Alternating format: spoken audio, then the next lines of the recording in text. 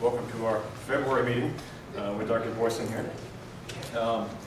Just to go over a few things. You guys have heard me talk about this BAO program for a couple meetings now, but we finally got something going. Where a couple weeks ago we went to judge their science fair. The fifth graders did a great job. Thank you, Erica, Jessica, Ryan, and Rachel. I don't see all of them here. We had a good time there, and then the next week we took liquid nitrogen to their classrooms and broke things for them, and they loved it. So we busted some apples, bananas, roses, whatnot. So we hit the fifth graders in one day, and then the next day we did the fourth graders. If you're interested in volunteering, we do have some additional volunteer opportunities coming up next month and the month after. We've been working with the biology department, not the department, but the biology club, mining AED for volunteers. This group has been helpful with supplies. And we're just looking for people who want to get involved. It's a lot of fun for us, a lot of fun for the kids. The teachers love it. And I was talking with Joyce Elliott this morning, and she was really impressed with what we've been doing. She's the director of Little Rock Farms Neighborhood, and I'd really like to see something get to the point where it's self-sustaining over the next few years as they go through this project, just because it's worth the effort that we put into it. This is a slide we've all seen before. I've sent two boxes back of toner cartridges so far. It's made us a little bit of money. I've got one more box ready to go. For the next 3 weeks, the undergraduate advising office is putting on this whole Project Earth thing where they're gathering like the sustainability committee, campus green team, us, the biology club, student government, etc., to gather up and just disseminate environmental type info in the DSC. But it's also serving as a collection point for phones, printer cartridges, batteries. If you have stuff lying around the house, like I've got a whole bag of batteries at home that need to be recycled, I don't want to throw them away because I know what's in them. Bring it to the DSC. Cell phones will come to us. We have deposited it over there, so we can use that as a fundraiser for ACS activities, hopefully channeled towards the BAO project to kind of keep that going. This is all leading up to the Campus Sustainability Week and Earth Day in April. Also in April, side note, if you do want to get involved, we are having elections as our last meeting in April. So all positions will be up for grabs. We have 4 spots. There are some benefits to that, so just talk to me or Erica or Jessica or Amy, if she's willing, to get involved there. Next week we're having another Explore the Majors Fair. If you want to come talk up chemistry to prospective students, stop by in the DSC. We'd love to have you, and that we would be able to relate a little more with, have a presence for. Is that purple? All right, sorry. And then tomorrow's seminar is in the EIT auditorium with Dr. Andrew Dix, catalysis and read chemistry. Facebook, click like, please. And that's all I've got. Ms. Douglas, you had something? I have two, I'm wearing 2 hats. One of them is a faculty member of the Student Activities Fee Committee to remind the officers to be sure to prepare your budget for those budget hearings. It's done. I will be printing it off and taking 12 copies to the Make office. sure you don't miss your budget hearing time, because if you're not there to present it, then you don't get money. Yeah. And it's easy money. Yeah. The other thing, the other hat I'm wearing is from the Central Arkansas section of ACS, and Jessica had applied for $200 in undergrad travel funds, and so here's your check for that. The only string that's tied to this is UALR is hosting the ACS Awards Banquet on April the 24th over the DSC, and we'd like to see your poster that y'all present at the ACS National Meeting on display over there. So. All right, guess we better get started on that. If you can give that to Erica, that would be the best spot for it to go. Here you go. And then have fun traveling and represent as well. Oh yeah, that is next month. I'm not sure yet if we're having a meeting because it's 2 days after we get back. So if we do something, it'll probably be related to just planning and getting things ready for the Vail visit about 2 weeks after. But we'll see as we get closer. Andrew? I mean, we could just go over our posters or something. Yeah, that's true. Talk about the We trip. don't necessarily have to have a speaker, do we? No. Good point. All right. And then Carson. Oh, it's not that bad. Get over it. Carson's been doing some research at UAMS with Dr. Boysen, and just have her do a little intro here before we switch over to him.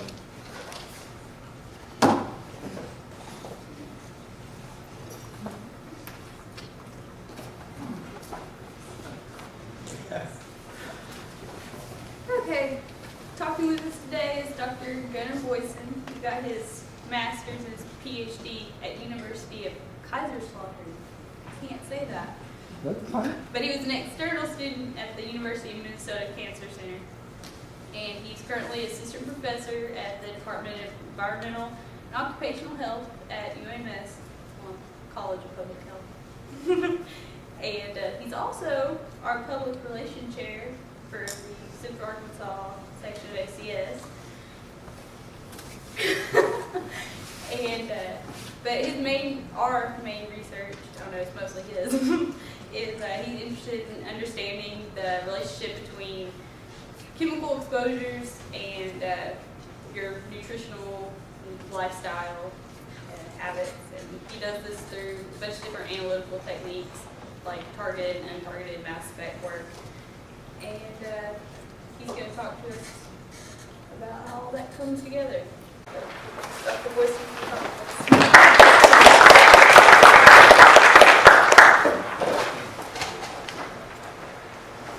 I wasn't sure if we have a pointer here.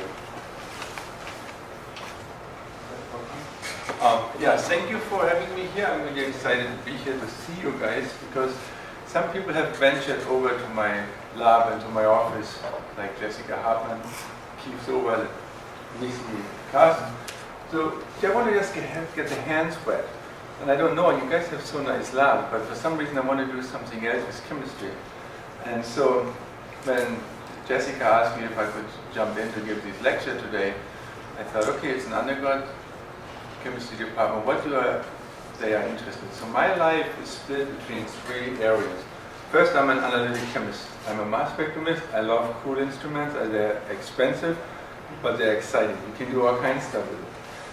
But to really make sense of what you do with that, and to get money and to get your paycheck, I like to understand how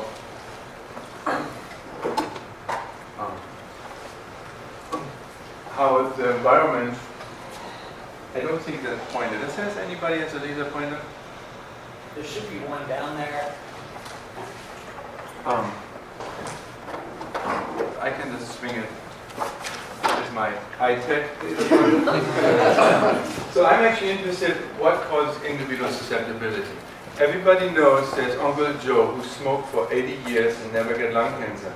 And everybody knows his colleague in school and at high school smoked 2 cigarettes and get lung cancer. That's how I got into that whole mass of research. I want to know why some people get cancer and why not. And it's well known that we are all genetically the same because we're all human beings, right? And the human genome. Well, here, how about using high-tech stuff? Great. That one never failed. And since 2002, the human genome has been sequenced. We know all the genes which are on all the sequence, right? But when you look at these 2 gentlemen over there, they don't look the same to me, right? But maybe because they have different clothes on. Let's do it this way. Same genome, same clothes. They has to look the same, right? They're not. This is a genetically diverse mouse model. They are genetically the same mice, but for some reason they grow differently. There's a body size difference of 4.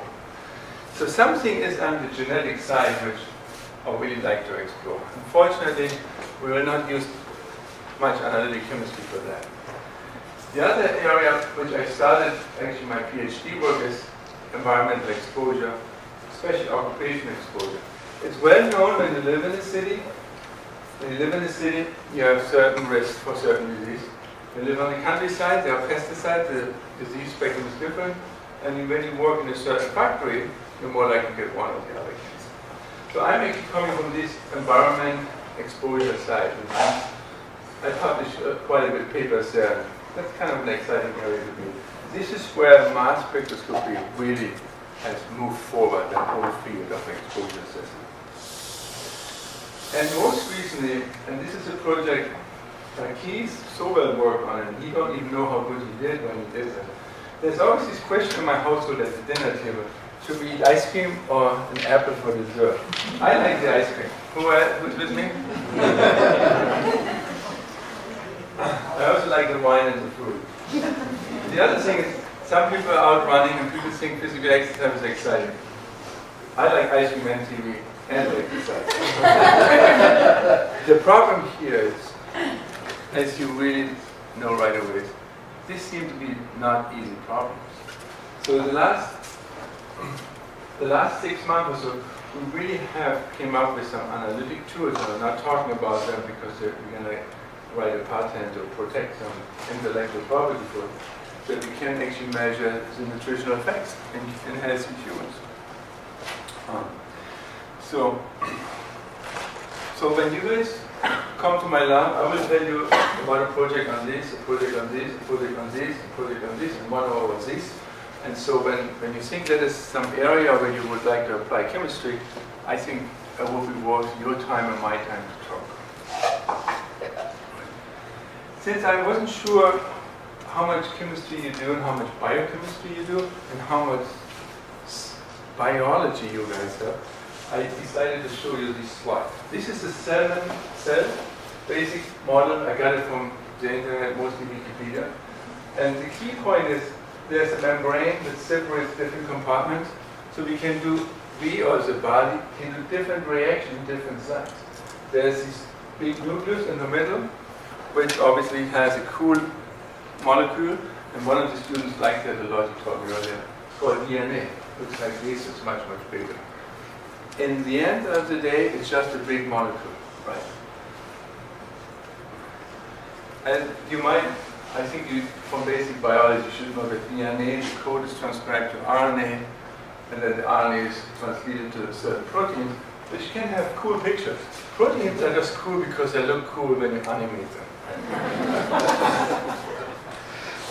Proteins are also cool because they do cool stuff. There are some proteins that do stuff which we cannot do without them. Unfortunately, they cannot be damaged. And when you miss some or two or a few, or you have a malfunction protein, you are in bad shape. We call that sick. Right? But the coolest stuff in biology, which people usually forget, they are small biochemicals. Glucose, adenine, amino acids, etc. And there are a bunch of them. These are the building blocks of all the other stuff, and they float around. So recently my lab has explored some metabolomics, which is a new omics, and you might have heard or heard not about that. And that's tries to study all these small biomolecules. So when we want to just finish up my cell biology background for you guys, we have different levels of molecules. We have DNA. When we study DNA, we call it genomics. When we study RNA, we call it transcriptomics. And when we study proteins, we call it proteomics. And when we study small molecules, we call it metabolomics. The most work in my lab, and the most work where I think analytical chemistry really advances the field as most applicable, are in the last two, or the lower two. And both of proteomics and metabolomics are essentially the cutting edge analytic chemical applications. So, and I hope for the rest of the talk I give you some examples how analytic chemistry can advance these fields. When we talk about analytical science, there's always, when you go to the school and your teacher, you have to give that history slide. Right? No, I like that one. Because I cannot do that. So when we talk about history and analytic science, Galen, 300 before Christie, decided there's something in your fluid. He didn't know what it was, he didn't know how much stuff, but there's some mixture which determines if you're sick or not. Then In 1964, Thomas Willis came up and said, that urine of this diabetic today, this morning in my clinic, that smelled kind of sweet, or tasted sweet. You can figure it out for yourself. 100 years later, or almost 100 years, I'm not good in math. Matthew Dobbs really identified glucose to be increased in diabetics. This is the first example where analytical chemistry or real chemistry were linked to human disease, as I know. I think that obviously the Greek, Romans, and Egypt know all about poison and how to kill somebody, but they really didn't know how that happened.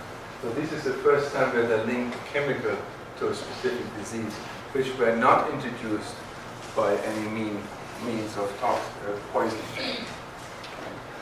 And then the numbers get really close. 1932, 37, 58, 66, 74, poison at boil, poison at boil, poison at all, 2000. What happened in the last 200 years with increased science and education and technology, Hans Krebs developed the urea cycle and the TCE cycle, also known as a Krebs cycle. And this laid the foundation for biochemistry. So biochemistry, you needed to have all the organic synthesis technology in place to make these basic molecules. You needed to have ways to analyze them, and you needed to, and he did that all with carbon, with radioisotopes. And then right after they discovered all these birth defects, people studied birth defects, and they figured out that some kids have certain enzymes missing, of enzyme function missing.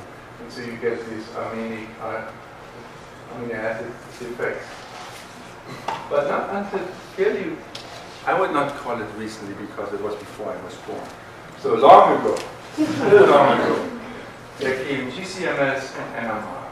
And this really started to become a really routine tool in chemistry laboratories as well as in medical and toxicology laboratories to study the whole metabolomics. Obviously, this is for my metabolomics. So that's cool, you know, now we have the technology, we can do everything we want, right? And so I want to go back quick. Hopefully it's not too boring for you, but the whole technology actually developed when they started using solid phase extraction and then moved to HPLC, which we now call just liquid chromatography and gas chromatography. There's some other separation technology, but as soon as they developed the C18 column, really medical research took off. And my old advisor at the University of Minnesota had this big HPLC model in his office, and they had a sign, idea in, and on the bottom the paper came out. So that's what I did. Liquid chromatography usually is just a technology. You have this column with certain stationary phases in, and you inject your sample, and the liquid pushes your sample through that little beads, and depending on the chemical characteristic of the beads or the mobile phase in your compound, some go faster, some go slower, and you can separate them by time. And then when they come off your column, you run them into a detector. Sorry. I have some other slides. So the simplest way of separation is just a solid phase extraction, and you should have learned that already. Where you have some material in the little column, you load your samples, and you load different solvents, and depending whether it interacts with your stationary phase or not, you can load different fractions, which are symbolized here in different colors. Is some first year student in here? No? You got that? You understood that? Yes. Good. So HPLC is kind of the fancy way of solid phase extraction, where we have everything packed in these so-called columns. We're using a pump rather than dripping it, and the sample goes through and usually ends up in a detector. and then we can animate it with a computer. Which the computer is a new stuff. And I did my first HPLC chromatograph, which you're going to see in a few minutes. I had a print recording. I had to measure it with my hand. So, gas chromatography. I'm going a little fast now because I think you all know that. It's the same system as liquid chromatography, except that your mobile phase is a gas. So in this case, you have a glass capillary, which is usually really, really long, sometimes 30, 50, or 60 meter. And you run your sample in, it evaporates in the injector and then runs through these columns. And while it's in the gas phase going through your column, interacting with the surface on the inside, it gets slowed down or not. And so it gets separated by time. It goes also to a detector. Why do I go through all this stuff?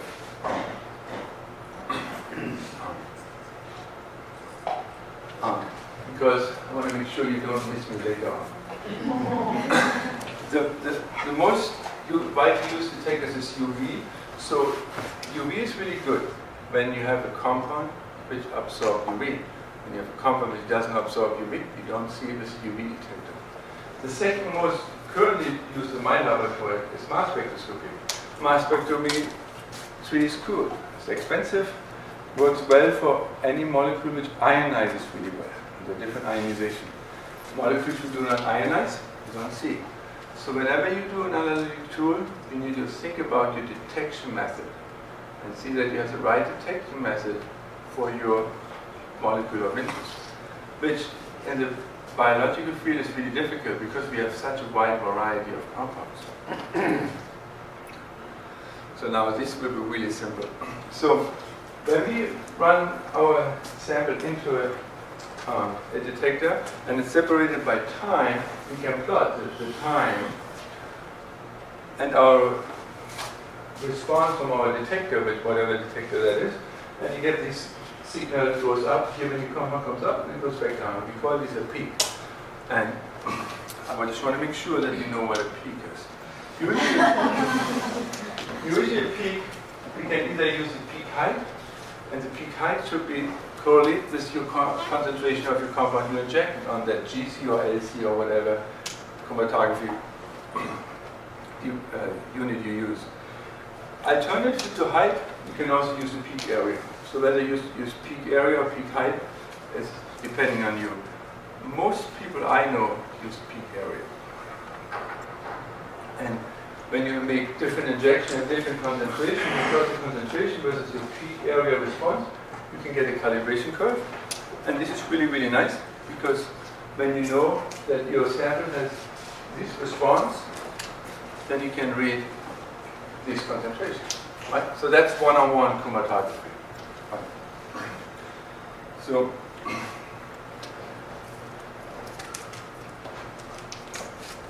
now I want to shift a little gear. And you're going to see a lot of peaks, trust me. So when I mentioned earlier, I got into the field because I got interested in cancer. And the main reason what I was studying in Minnesota was tobacco smoke-induced lung cancer. And we did some studies where we measured smokers and stewardessen, which then later ended up in the court suits, which led to most of the tobacco trials. And we were able to detect tobacco usage up to 6 months past quitting because we had so sensitive methods. And one way how we do that is when a person is exposed to the air, right, usually it absorbs that compound or toxins or drug, and it gets either metabolic detoxified and excreted in the urine. However, during these metabolic processes, you sometimes generate radioreactive compounds which can bind directly to DNA, and this is symbolized here with this Pac-Man. And just so it binds to the DNA or damages DNA. And we call this in toxicology DNA ADAX, meaning that an external compound has physically bound covalent to the DNA. When DNA ADAX are usually repaired by DNA repair enzymes, however, when not, they can cause mutation. Most mutation leads to apoptosis, cell death. However, when not, they can lead to cancer. So measuring this DNA ADAX is a really good means to determine internal exposure in your target tissue. So the compound I was interested in is benzopyrene, which which forms this benzopyene dioxide, which binds covalently to guanine in DNA. And we have 3 different methods how we can measure them. And this was in 1990, and this is how chromatograph looked at. This is HPLC fluorescence. Here we have our response, and that's what I explained earlier. And here we have our signal. And then bing, ling, ling, ling, ling, ling, our compound comes out here. Right? We're really excited about that. Unfortunately, this is a standard. We never found this other. But I want to point out to you guys that in 1990, it took 70 minutes per run. Usually when you go to analytical chemistry, you run a blank. You run a standard, then you switch standard, then you run another blank, then you run a sample. How exciting. Then you run another blank. That's 8 hours. This used to be done with a hand injector. So when you're a grad student like me, that means you sleep right next to the machine. I want you to pay attention to that 70 minutes. Sometimes you cannot buy all the compounds, so I did some small chemistry too, where I just make others, where I used the tritol and tosylated it, and then I formed the so-called trihydroxyinosine adduct. Also an adduct we never found, but so. And when I analyze that reaction product, I get another chromatograph, right?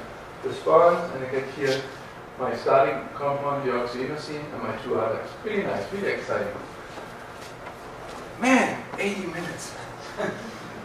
Oh, I'm sorry. There's supposed to be a red dot here. Since I did this, not with HPLC fluorescence, this is just with HPLC UV mass spec, I actually could get my mass spectrum off. So nowadays, this was now 5 or 6 years later. Now, instead of just UV or fluorescence, I actually can do mass spec and get the molecular weight. And it's really nice that that compound is fairly unstable under high energy. So it's actually fragments, and I can get the fragment, and I know it breaks here and here, and I can actually identify that really, really nice. The ability to fragment a molecule in the mass spectrometer is a priceless ability for medical science. Because when you just see UVP, there will be a million other compounds coming out at the same time when you talk about urine, blood, nutrition, what people eat. But being able to get an accurate mass and a fragment. However, that was still 80 minutes. So now let's jump up to 2008. I came to the University of Arkansas and had no money, but after a few years I was able to get 2 instruments, a triple quad from Agilent and a time of flight. And you can learn in class what is the difference about this, but this is how they look. And they are cutting edge chromatography. What they have this stack of HPLC to it, and this is a really cool stack. The first thing that stack has is an outer sample. You put your sample in and it does it all by himself. So none of my grad students need to stay at night anymore. They missed out. We had good lunch. And so you have the pump, column compartment, outer sample. So everything is essentially automated, which is really, really nice. In addition, usually all HPLC systems run to maybe 2000 psi, which is about 400 bars. So now we run to 1200 bar. As more pressure we can apply to our HPLC system, we can shrink the chromatograph. And to show you an example here, now we have, let me just go ahead, 3.5 minutes. Right? And we have 1, 2, 3 compounds. We actually have 6 in that essay, I only show 3. And this is done with LCMS. The peaks look kind of from the width, kind of the same as before. We use our analyte. Then we have a stable isotope labeled internal standard, which actually increases your quantitations. And we have that for all 3 compounds, analyte, internal standard, analyte, internal standard. We can do the same for many acyl-CoAs. Here's a standard of 4, we have 20 now. Right? That is 10 minutes. Did I make my point? 80 minutes, 3 or 10 minutes. I think that is shorter, right? So when Keith came to my lab, I really wasn't sure what I want to do. I mean, I have my long-term plan. So what we did is, he started up setting up an LCMS method for a few compounds. So The first week I give him 3, then I give another 3, then I give another 6, and I give him 8. And you get the point. After a while, he worked with 76 compounds. They are not all listed here, but for me, the compound were selected because we used all the compounds from the TCE cycle because it's important in medical science. We use some compounds which are important for energy status. We use some compounds which are important for lipid metabolism. We use the amino acids and we use the sulfur compounds.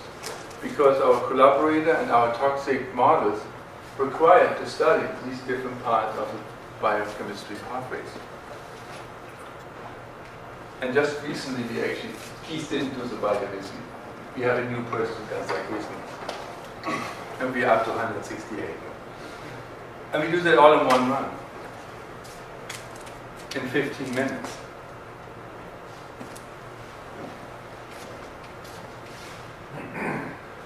And our goal is to come up to be able to completely profile or quantify the whole metabolic pathway. And this is a map you might gonna learn in biochemistry, or you might have learned in biochemistry. There are no names on it because when I would name all the metabolites, it would be too big. But you can see the carbon metabolism, TCE cycle, and then you cannot read that, right? Barely, yeah, sorry. But just by the color scheme, you can just believe me, they are different.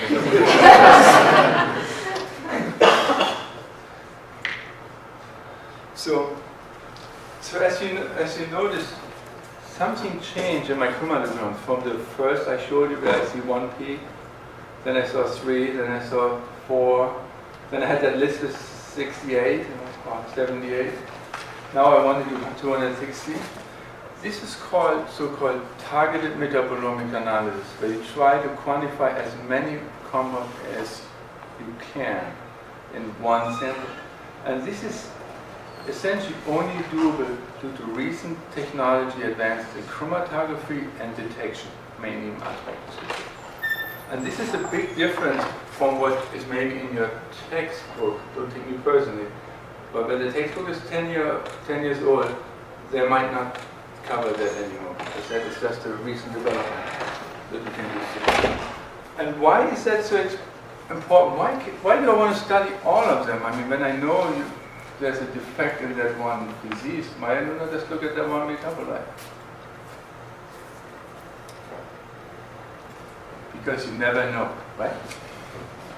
So one example, it's a really nice paper, and I can send it to you. It's just recently published in PNAS. Volume 107 is my friend Dr. Hammer. He was wondering why Eboflex, or also Vioxx, failed. You might have heard that they had to recall these drugs because a lot of patients get stroke. And he went ahead. Vioxx is supposed to be a COX inhibitor, so he set up this so-called targeted metabolomics approach. And instead of just looking at 1 or 2 steps, like they did in the toxicity study for the FDA, he said, I use as many metabolic pathways which are around it.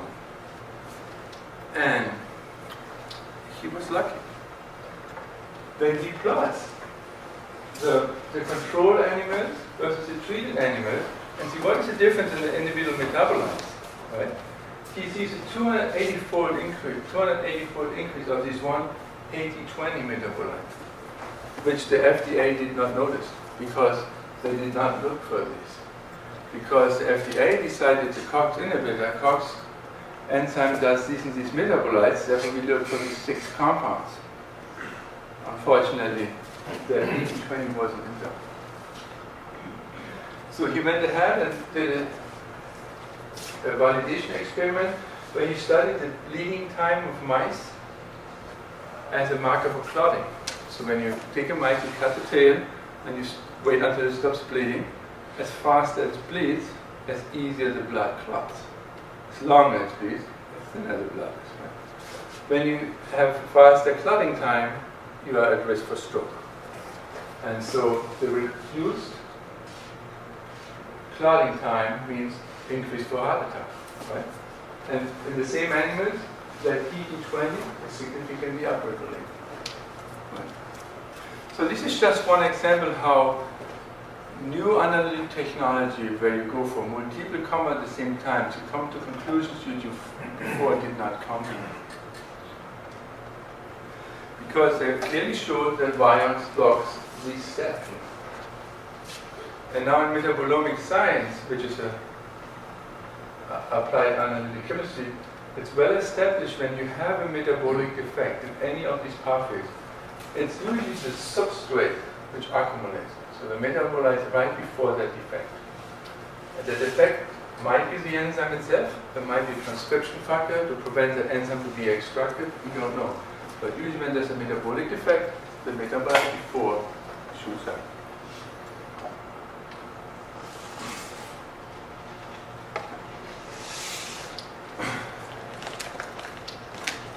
Dr. Hammock knew what he was looking for. He knew which enzyme or target to look for.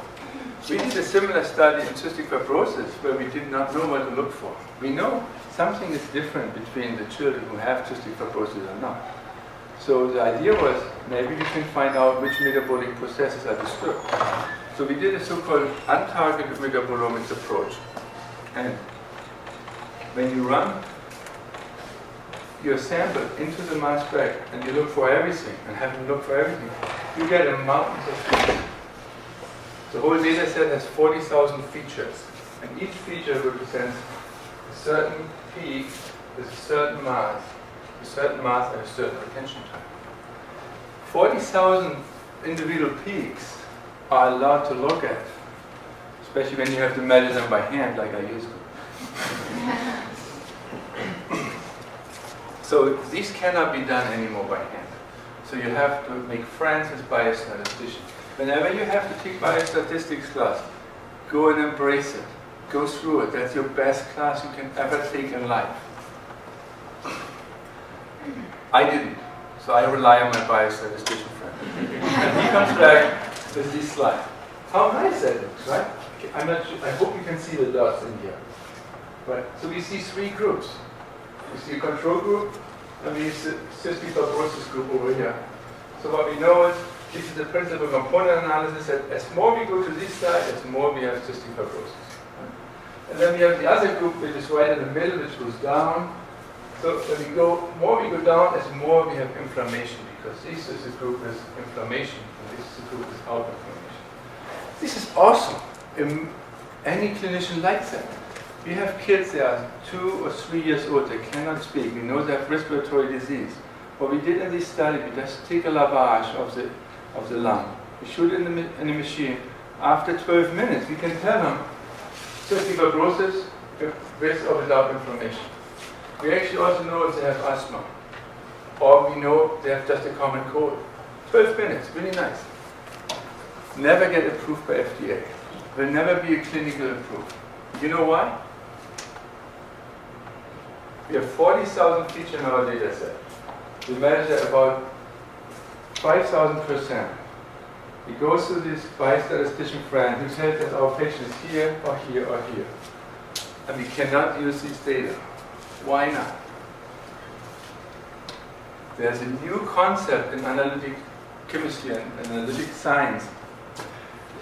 It's unique to omics analysis, which really just trash it. People just said, you can't use it, just twist it. Are you believing me, right? Or you think you can do that? Go to the clinic and do these assays and you know which disease you have. It would be cool, right? Anybody brave enough? Not enough samples. Not enough samples. Close. Let me do it now. Go a little bit aside. I come to back later. You know, when we have a lot of data and we do correlation analysis, and we use the total US hybrid fatalities, we plot it over time with the amount of lemons imported from the US. It's a good correlation. It's right. And it's really easy explained. Sorry about Mexican people in the audience. When you don't speak the language, you see a sign, it takes you longer to read it. So when you drive your truck, the sign, you slow down. The whole traffic behind you slows down. Slower traffic speed, less fatalities, right? Somebody can answer the question from before now? How about that? You know, global warming is a really big problem, right? And it's really easy. As we correlate the number of pirates, as they go down, the number of and I tried to do that. You can actually do Google Trend and have similar data, and actually it levels off here, because as you know, piracy has been increasing.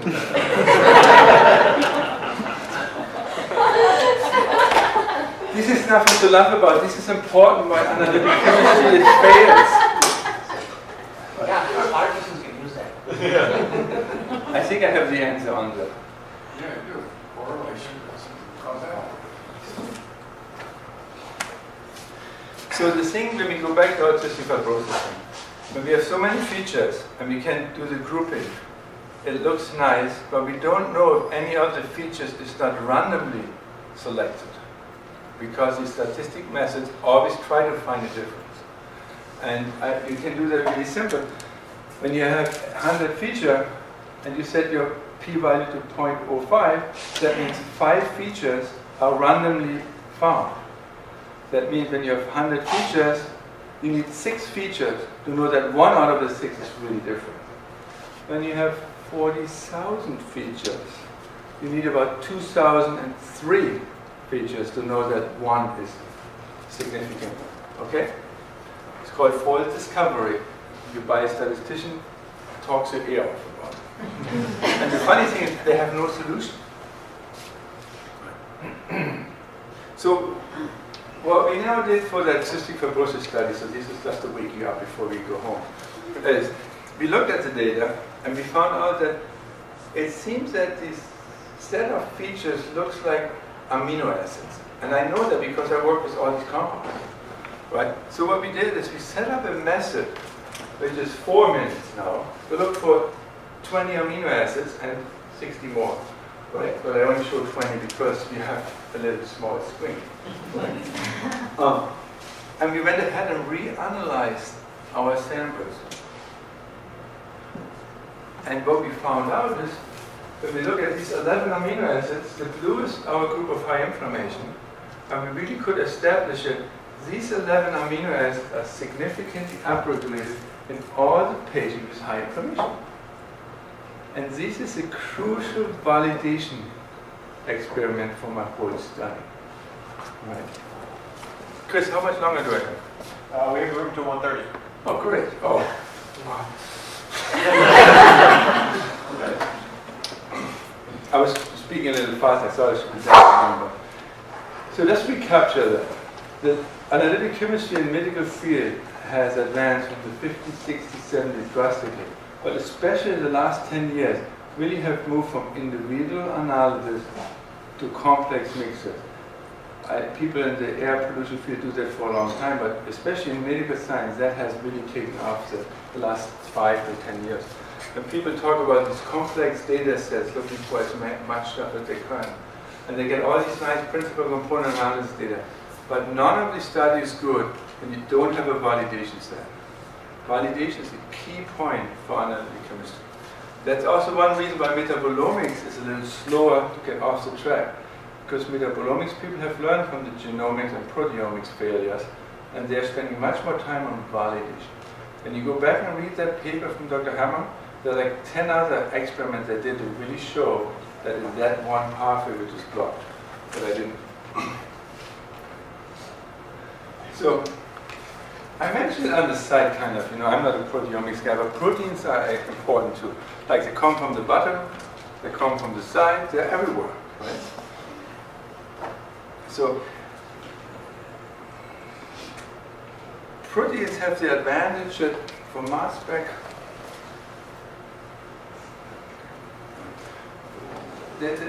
they're really good for mass spectroscopy. The way the amino acids are built together, when you run them in the mass spectrometer, you can really find out which protein you have.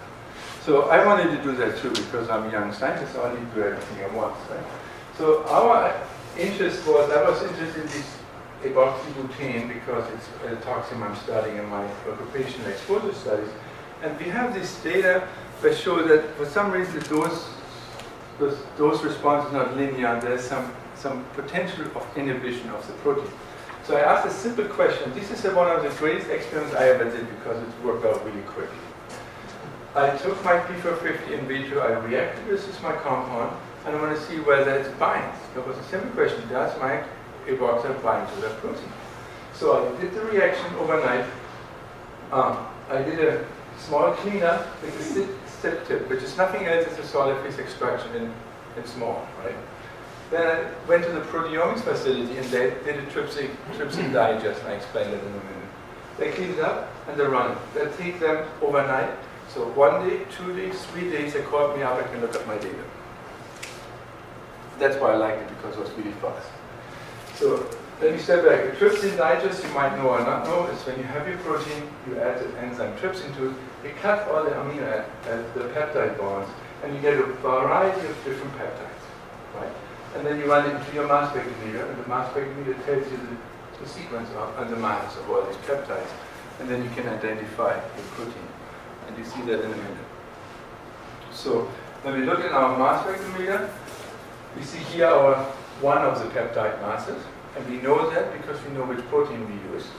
And we see something here in my treated, but then look, in the treated we also see another mass that is not here. See? So from that mass difference, I know the hydroxybutyryl has been added.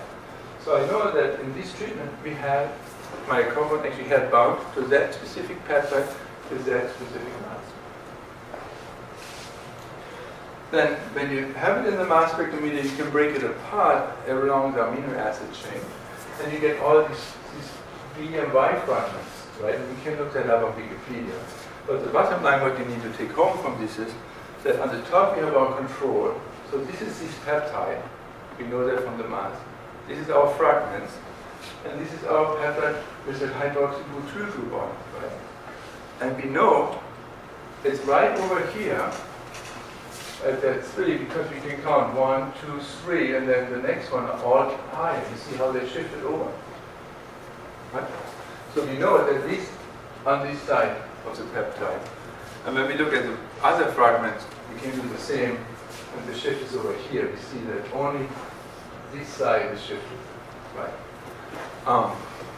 I just want to show you that you have seen it once. It's nothing you need to remember for your midterm exam. But it's histine 152 in the protein, which we identified to be alkylated. And then we came up with this table, right? And we found our control and alkylated, control alkylated. So we have all these peptides that are known to be in our protein. We put our protein in so we know what it is. It was really easy.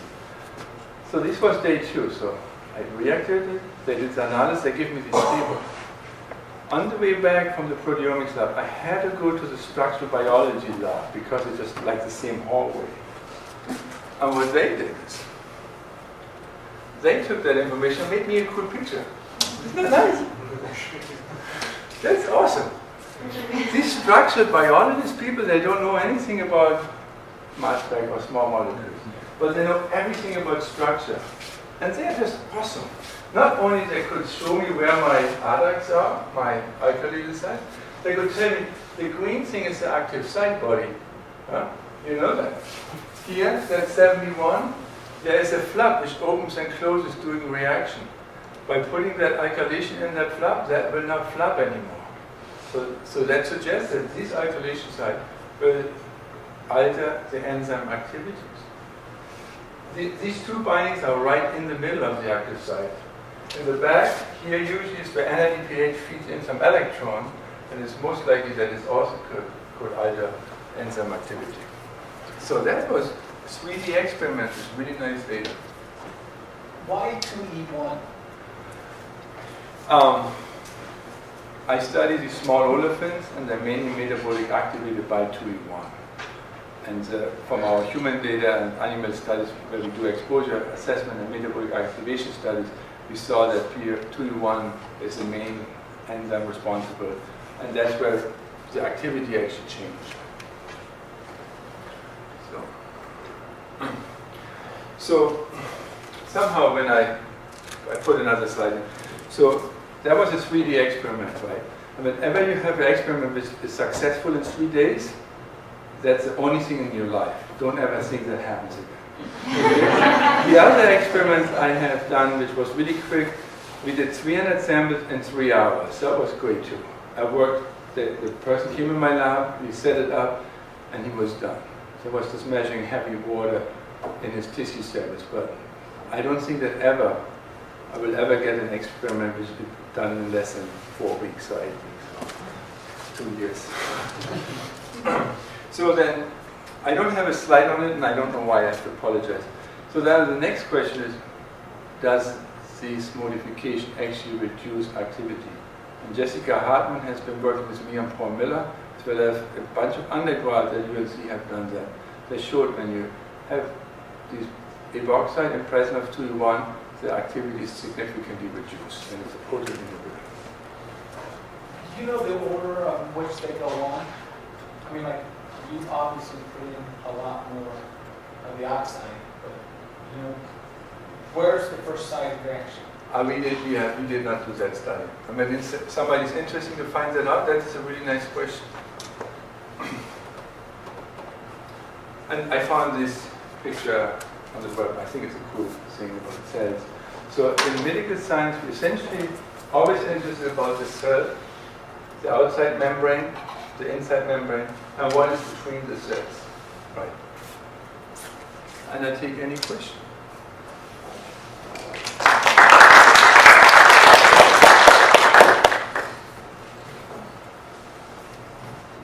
Don't worry, I don't expect any questions.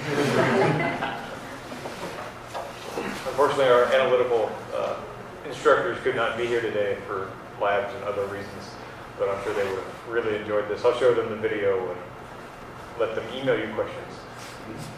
So my goal was just to show you how analytic tools develop in medical science, where we stand now, and what we do. I just highlight a few experiments there, obviously. I let out all the biology behind it, so I'm sorry about that. But I thought rather than boring you with one study in detail, why we study that one, I show you a little bit different how your chemical degree can help you do medical science later. Is that your, is mass spectrometry your primary tool that you use in most of your studies? I use it 3 times. Yeah, I do it every day. I have 3 instruments. Do you use NMR very much, or is that? I really haven't really gotten so. I have a few projects where I need NMR, but I really they haven't really risen onto my priority list. And it's just because I don't have access to it. So when I want to do NMR and do these structural studies, which I really want to do for some of my company, I need to first find an NMR. And I need a 800 or 900, there are not so many out there. And so, Do you have high-res capabilities? yeah, this is a really good question. So this gentleman asked if we have high resolution capabilities, and we do have high resolution capabilities on our QTOF when you consider 40,000 at a mass of 600 high resolution.